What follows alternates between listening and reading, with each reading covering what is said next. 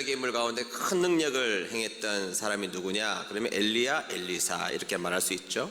가시적인 능력을 누구보다도 많이 보여줬기 때문입니다. 그래서 많은 사람들이 모세, 엘리야, 엘리사를 기적의 3대장 뭐 이렇게 부르기도 한다는 것입니다. 엘리야와 엘리사는 북이스라엘의 같은 시대를 활동했던 사람들처럼 보이지만 비슷한 시대지만 꽤 많이 다른 시대를 살아가면서 주님의 사명을 감당했던 사람이 이 두 사람이다 이렇게 말할 수 있는데요. 오늘 한번 이 두 분을 생각해 보면서 하나님께서 오늘날 시대에 따라서 은혜를 주시는 하나님의 은혜를 한번 나누고자 하겠습니다. 자, 첫째, 큰 은혜를 구하는 엘리야가 있었다는 것이죠. 다 같이 읽어봅니다. 시작. 큰 은혜를 구하는 엘리야. 네, 엘리야의 등장을 성경에서는 이렇게 그리고 있습니다. 열왕기상 17장 1절 말씀을 우리가 보도록 할까요? 다 같이 읽습니다. 시작. 길르앗에 우거하는 자 중에 디셉 사람 엘리야가 아합에게 말하되 내가 섬기는 이스라엘의 하나님 여호와께서 살아계심을 두고 맹세하노니 내 말이 없으면 수년 동안 비도 이슬도 있지 아니하리라 하니라. 아멘. 자, 엘리야가 역사상 등장하는 모습은 상대적으로 좀 초라한 모습으로 등장하고 있습니다. 여기서 길르앗, 여기도 촌인데 거기에서도 우리가 잘 모르는 디셉이라는 지역에서 살고 있었던 존재였다는 것이죠. 그러니까 깡촌에 있는, 깡촌에서 살겠던 사람, 그 사람이 엘리야 이렇게 소개하고 있다는 것입니다. 더불어 여기서 우거한다라는 말이 있는데 이 우거한다는 말은 외국인들이나 나그네가 객지에서의 삶을 살아가는 존재 뭐 이렇게 말할 수가 있습니다. 그러니까 이 엘리야의 등장은 길르앗의 디습의 촌사람, 그 사람이 무엇인지는 몰라도 고향을 떠나서 생활하는 노동자로서 살아가는 삶을 살았던 사람이 주님의 일을 감당하고 있다 이렇게 성경에서는 우리에게 소개하고 있다는 것이죠. 상대적으로 제가 초라하다 이렇게 설명을 드렸는데 왜냐하면 엘리야와 대등하게 사역했던 사람들을 보면 사무엘 같은 경우에도 한나의 기도를 통하여서 시대적 상황과 흐름을 꽤 길게 이야기해서 그 시대에 사무엘에 등장했다 이렇게 길게 소개하는 장면이 있지 않습니까? 모세도 역시 마찬가지입니다. 드라마틱하게 모세가 이 땅에 태어나게 된 경위를 매우 자세하게 우리에게 소개하면서 모세는 이런 모습을 통하여서 극적으로 하나님이 보내신 일꾼이었다는 것을 우리에게 소개해 주고 있는 반면에 엘리야는 그냥 등장했는데 촌사람이에요. 그리고 노동자로서 그냥 객지에서 생활하는 연약하고 부족한 사람처럼 보이는 존재가 이 땅에 등장했다 이렇게 소개하고 있다는 것이죠. 그런데 이 디셉 사람 엘리야가 등장하자마자 하나님이 그에게 주신 사명은 상대적으로 엄청나게 큰 사명을 허락해 주셨다는 것이죠. 등장하자마자 오늘 보면 내 말이 없으면 수년 동안 비가 오지 않을 것이다. 무시무시한 선언을 하고 있다는 것입니다. 자, 왜 그랬을까요, 여러분? 그것은 그 시대의 왕이 너무나 악하고 이스라엘 백성들 사이에서 하나님의 흔적을 지우고 있었던 상황에 놓여져 있었기 때문이라는 것입니다. 아합과 그의 부인 이세벨이 통치하면서 하나님이 다스린 이스라엘의 하나님의 흔적을 모두 다 지워버리기 시작했고 온갖 우상들을 갖다 놓고 섬기기 시작했기 때문이라는 것이죠. 심지어는 악독한 이세벨 여왕이 왕비가 선지자들을 잡아서 죽이는 일, 제사장들을 잡아서 죽이는 일까지 하고 있는 아주 심각한 상황에 놓여져 있었기 때문이라는 겁니다. 그러니까 이 시대에는 마치 하나님의 능력과 은혜가 끊어진 것과 같은 시대였고 주의 종들이 비참하게 죽어가고 있고 활동하지 못하게 되자 주의 종들의 활동이 멈춰지게 되자 하나님은 시골 사람 엘리야를 혜성처럼 등장시켜서 주의 일을 감당하게 하시더라는 겁니다. 여러분들이 잘 알고 있는 것처럼 이 엘리야가 가장 크게 쓰임받았던 것이 뭐죠? 그것은 바로 영적인 전투, 영적인 대결을 했다라는 것입니다. 엘리야가 등장하여서 이방 선지자, 바알을 섬기는 선지자 450명, 아세라를 섬기는 선지자 400명과 함께 엘리야 혼자 나가서 850대 1의 싸움을 감행했던 존재들이었죠. 그리고 이 싸움을 하면서 엘리야는 백성들을 모아다 두고 이렇게 백성들에게 선언하기 시작합니다. 한번 보겠습니다. 열왕기상 18장 21절입니다. 다 같이 읽어볼까요? 시작. 엘리야가 모든 백성에게 가까이 나아가 이르되 너희가 어느 때까지 둘 사이에서 머뭇머뭇하려느냐. 여호와가 만일 하나님이면 그를 따르고 바알이 만일 하나님이면 그를 따를지니라 하니 백성이 말 한마디도 대답하지 아니하는지라. 아멘. 네, 그렇게 영적인 전투를 하는 그 순간 가운데 백성들 앞에서, 모든 백성들 앞에서 외치기 시작합니다. 하나님 편을 들든지 바알의 편을 들든지 빨리 너희들이 결정하라, 이렇게 이야기해주고 있다는 것이죠. 그러니까 여러분, 지금 엘리야의 사역은 아합 왕만 물리치는 것이 아닙니다. 하나님의 공동체와 사탄의 공동체의 싸움을 벌이고 있고 이 영적인 대결을 감행하고 있는 것이 엘리야의 모습이라는 것이죠. 민족이 변화될 것을 국익에게 결단을 하고 민족의 변화를 요청하는 자리에 엘리야가 서 있었다는 것입니다.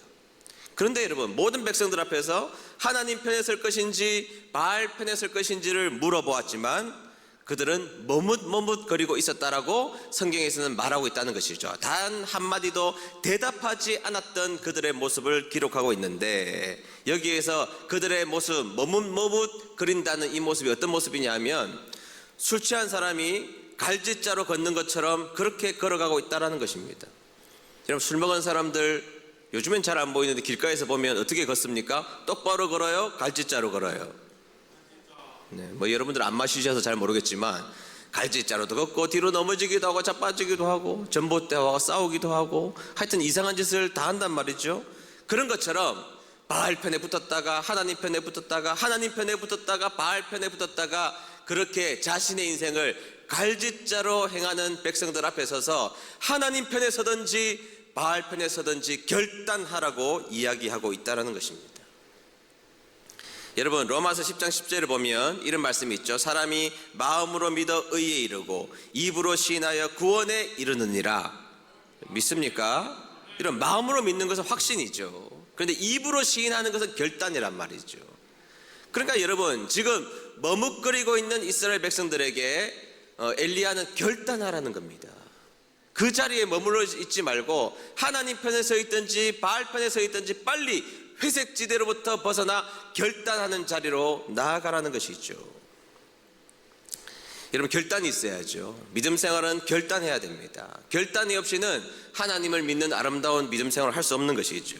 그리고 그 결단을 요청하고 엘리야가 나서서 하나님 앞에 간절히 큰 은혜를 구합니다. 그리고 큰 은혜를 말미암아 궁극적인 승리를 이끌게 되죠.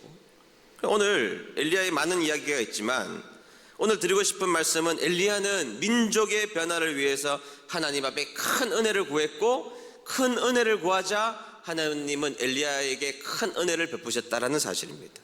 저는 우리 은혜드림교회 성도님들이 큰 은혜를 구하는 성도님들 되시기를 축복합니다. 큰 은혜를 구할 때 하나님이 여러분들에게 역사하셔서 큰 은혜를 경험하게 되시기를 축복합니다. 여러분들의 인생에 항상 큰 은혜가 가득하시기를 주의 이름으로 축복합니다. 자, 오늘 둘째가 중요한데 갑절의 은혜를 구하는 엘리사가 있더라는 것이죠. 다 같이 읽어봅니다. 시작. 갑절의 은혜를 구하는 엘리사. 네, 여러분, 엘리야와 한 시대 가운데 참신인 것을 엘리야는 증명했던 사람이라면, 그리고 그 증명을 통하여서 잠깐 회복되는 것처럼 보였으나 이스라엘은 조직적으로 더 타락하게 됩니다. 그때 엘리사라는 인물이 역사 가운데 등장하게 되죠. 여러분, 좀 전에 제가 엘리야는 촌사람, 듣보잡 이렇게 여러분들이 소개했다면 엘리사는 어떻게 등장했을까요? 열왕기상 19장 19절 말씀 보도록 하겠습니다.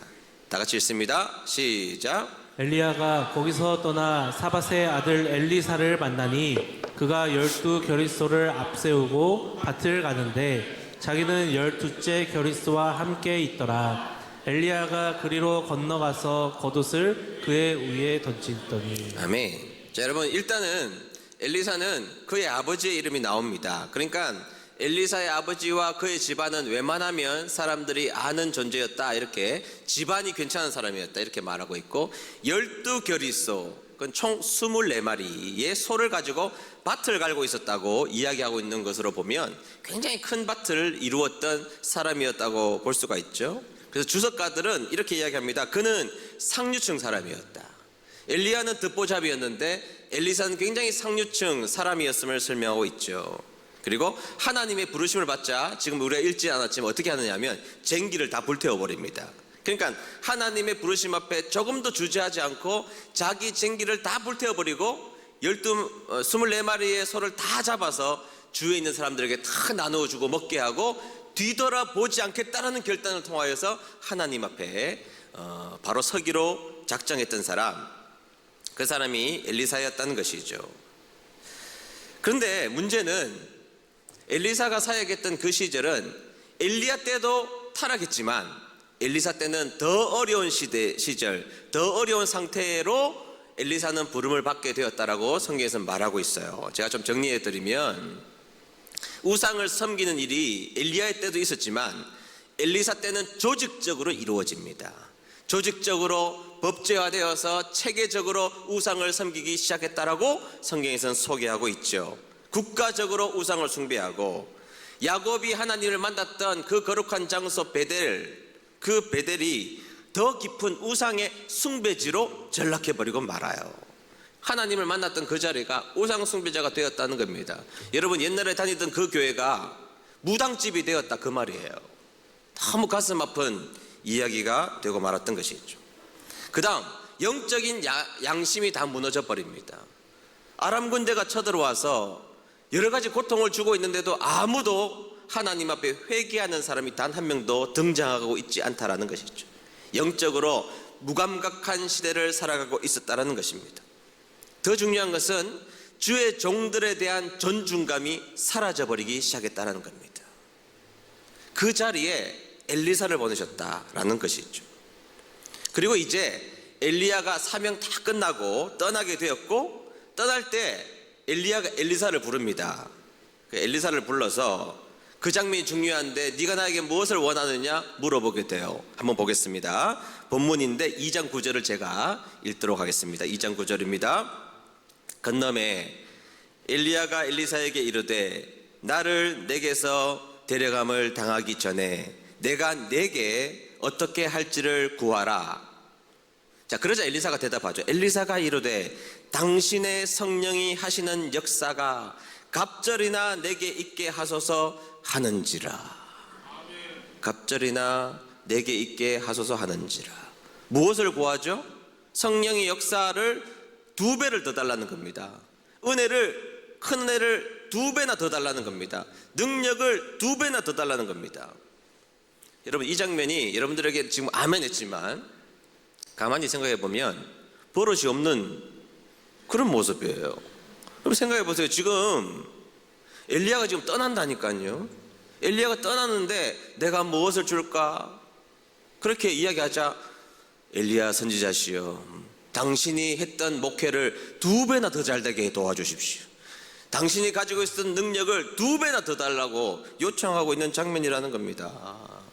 예의가 없어 보이고 좀 야망처럼 보이기도 하고 좀 그렇잖아요, 주의 종으로. 여러분 괜찮아요? 그런데 여러분, 엘리사가 갑자기 엘리야에게 갑절의 능력을 달라는 거예요. 마치 야망처럼 보이기도 하고 한편으로는 어색해 보이는 일들을 하고 있더라는 것이죠. 그러면 여러분, 그게 아니라면 도대체 엘리사는 왜 갑절의 은혜를 구했을까? 갑절의 능력을 구했을까? 왜 갑절의 능력이 그에게 필요했을까? 살펴봐야죠. 먼저 당시의 영적인 상황 때문입니다. 엘리야 때도 타락했지만 영적인 상황이 있었지만 왕들을 제외하고는 최소한 주의 종에 대한 기본적인 존중이 있었어요. 기본적인 존중이 있었다고요. 보세요. 열왕기하 1장에 보면 아시아 왕이 엘리야를 잡아오라고 합니다. 50부장이 너 가서 엘리야 잡아와, 이렇게 이야기하니까 50부장이 할 수 없어서 엘리야 잡으러 갑니다. 체포하러 가면서 뭐라 그러느냐? 열왕기하 1장 9절 보겠습니다.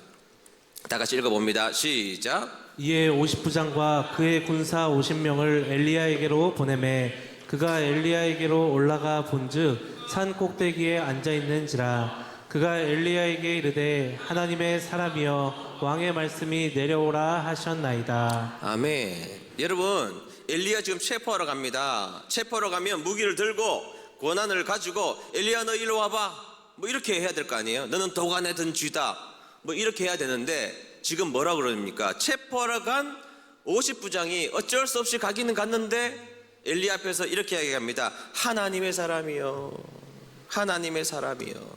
엘리야를 잡으러 간 사람이 하나님의 종 엘리야에게 하나님의 사람이요 존중하고 있다고요.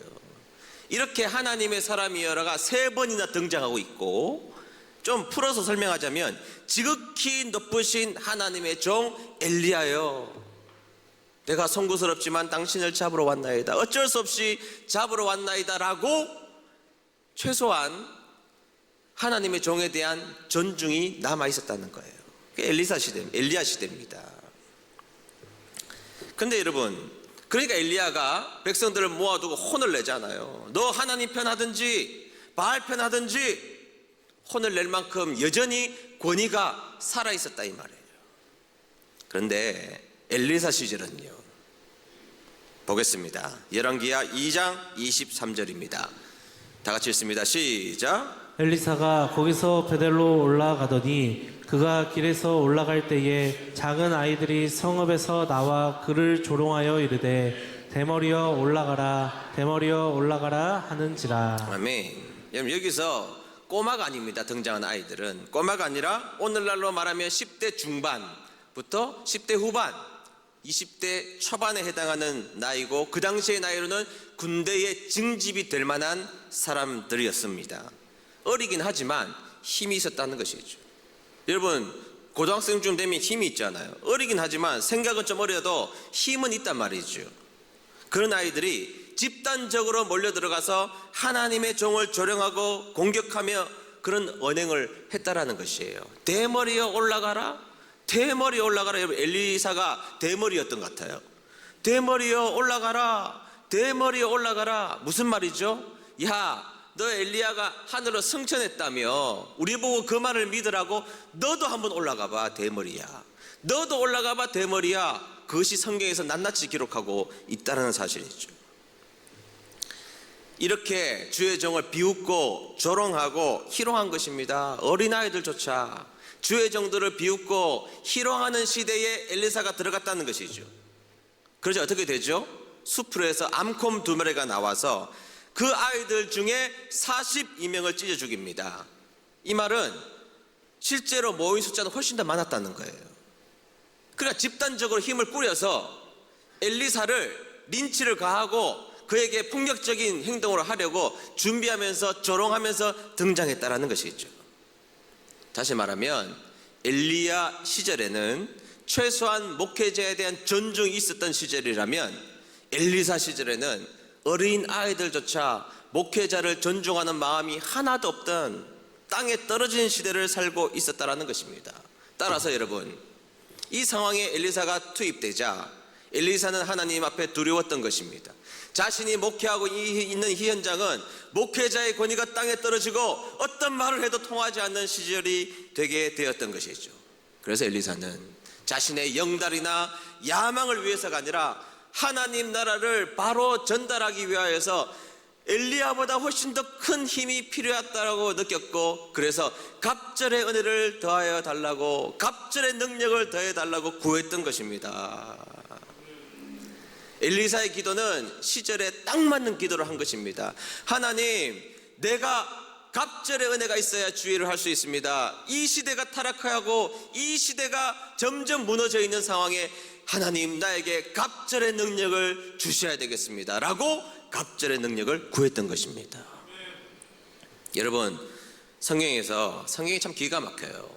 성경이 기가 막힌 게, 스승 엘리야가 평생 성경에 기록되어 있는 기적이 몇 개인 줄 아세요? 8개입니다. 8개. 몇 개라고요? 8개입니다. 그런데 여러분, 갑절의 은혜를 구했던 엘리사가 평생 기적을 행한 게 16개예요. 엘리야는 몇 개? 8개 곱하기 2 갑절하면 몇 개? 정확하게 엘리야가 일으켰던 기적의 갑절의 은혜를 엘리사가 받아 누렸다는 사실입니다. 저는 적용에 바로 들어갈게요. 오늘 우리가 처해 있는 형편에서 하나님 앞에 더 큰 은혜를 구해야 된다고 믿습니다. 여러분, 오늘 목회자로서 목회하는 여정이 점점 어려워지고 있고 점점 세상은 타락해 가고 있습니다. 동성애에 대한 지지가 높아지고 가고 있고 여러 가지 복잡한 일들을, 하나님을 대적하는 일들이 점점 많아지고 있습니다. 그래서 저는 하나님 앞에 갑절의 은혜를 구할 것입니다. 여러분, 은혜드림교회 성도님들도 마찬가지입니다. 여러분들의 인생에 부족한 것이 있습니까? 혹은 나에게 주어진 사명을 바라보자 내가 그것을 감당할 수 있는 능력이 없다라고 생각하십니까? 그러면 여러분, 하나님 앞에 오늘 이 순간 하나님 갑절의 은혜를 달라고 기도해야 될 줄로 믿습니다. 구해야 됩니다. 구해야 됩니다. 여러분, 야고보서 4장 2절에 보면 너희가 얻지 못함은 구하지 않아서 얻지 못했다라고 말씀하고 계세요.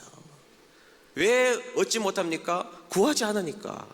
4장 6절에 보면 구했던 자에게 더 큰 은혜를 주신다. 믿습니까? 여러분, 구해야 더 주시는 겁니다. 물론 우리가 정력으로 잘못 구하면 응답받지 않겠죠. 그러나 내 기도가 옳은지 그른지, 그래서 내가 기도하지 않는다면 응답 근처도 못 가는 거예요. 따라서 여러분들의 인생 가운데 하나님 앞에 갑절의 은혜를 구하는 여러분 되시기를 축복합니다.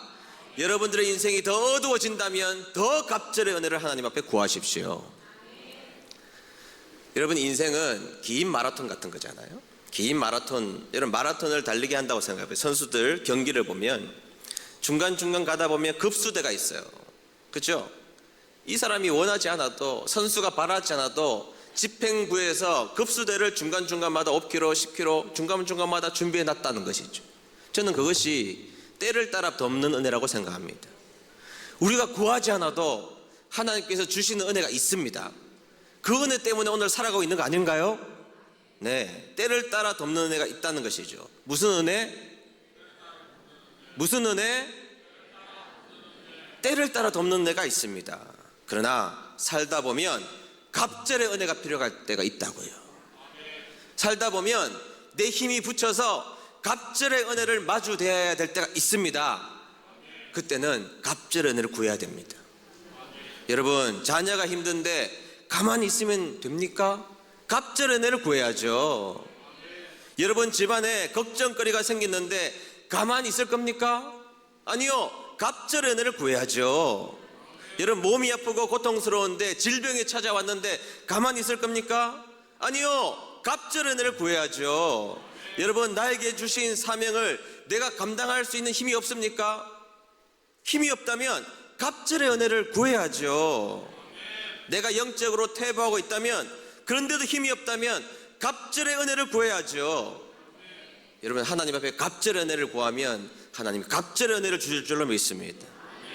엘리사가 더 힘든 상황에 자기가 놓여져 있자 주저하거나 낭망의 자리로 자신의 인생을 옮겨간 것이 아니라 기도의 자리로 가서 갑절의 은혜를 구했다는 그 사실, 저는 여러분들이 그렇게 되시기를 축복합니다. 여러분들의 인생이 어디에 끌려갈 겁니까? 낙심의 자리로 끌려갈 겁니까? 갑절의 은혜를 구하는 자리로 끌려갈 겁니까? 저는 은혜드림교회 성도님들이 갑절의 은혜를 구하는 자리로 가시기를 주의 이름으로 축복합니다. 저는 오늘 우리 은혜드림교회 성도님들의 삶에도 때를 따라 덮는 하나님의 은혜가 가득하시기를 주의 이름으로 축복합니다.